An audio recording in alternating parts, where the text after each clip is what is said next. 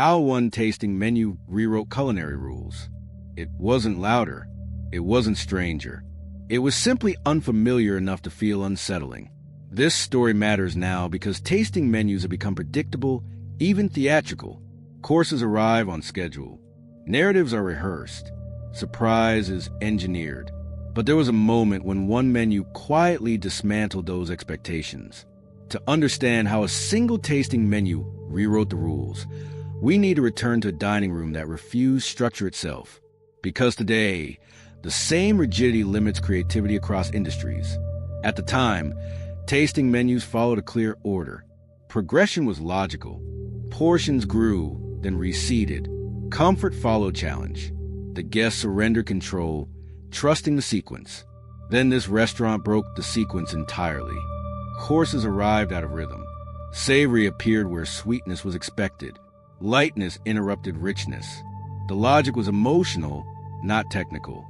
Guests felt disoriented, not confused, but alert. Without a map, they paid closer attention. Every dish felt independent. No plate relied on the last for meaning. The chef designed the menu around memory instead of balance.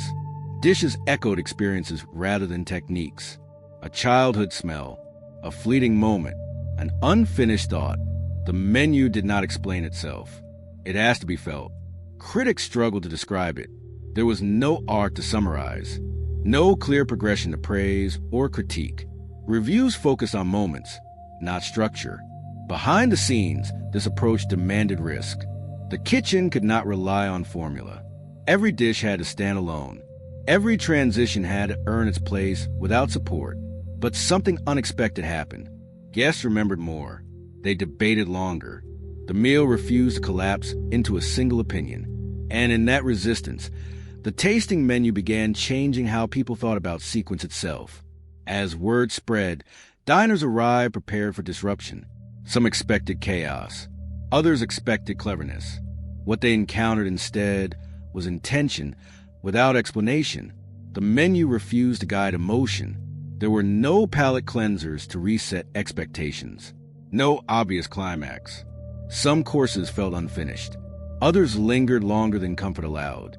The experience demanded patience without promising resolution. This unsettled many guests. Accustomed to narrative closure, they searched for meaning between plates. Conversations slowed. Some people stopped trying to predict what came next.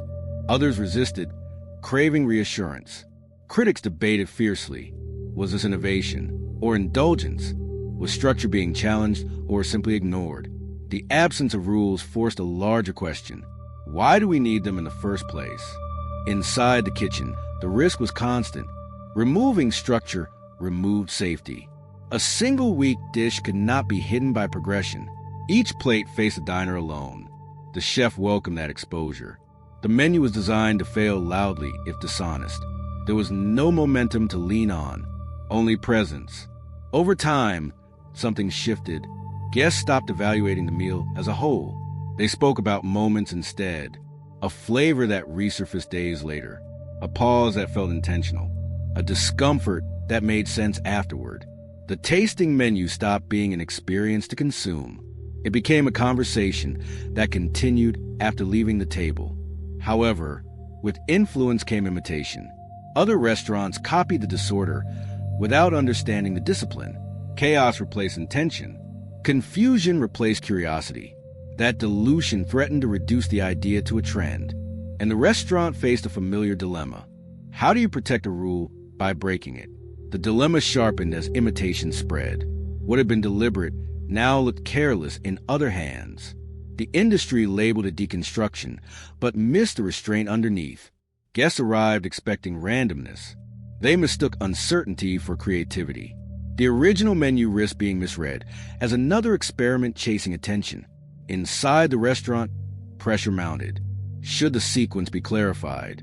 Should meaning be explained? Should the rules be restated? Now that others were misusing them, the chef resisted. Explanation would collapse the tension.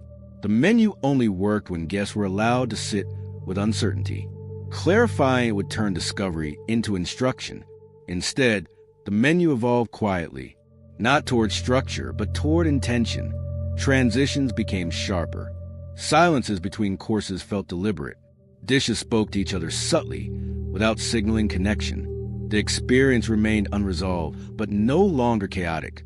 Guests sensed a hidden logic, without grasping it fully. That friction kept the tension alive. Critics returned with different language. They stopped searching for progression. They described the meal as a series of moments stitched by feeling, not order.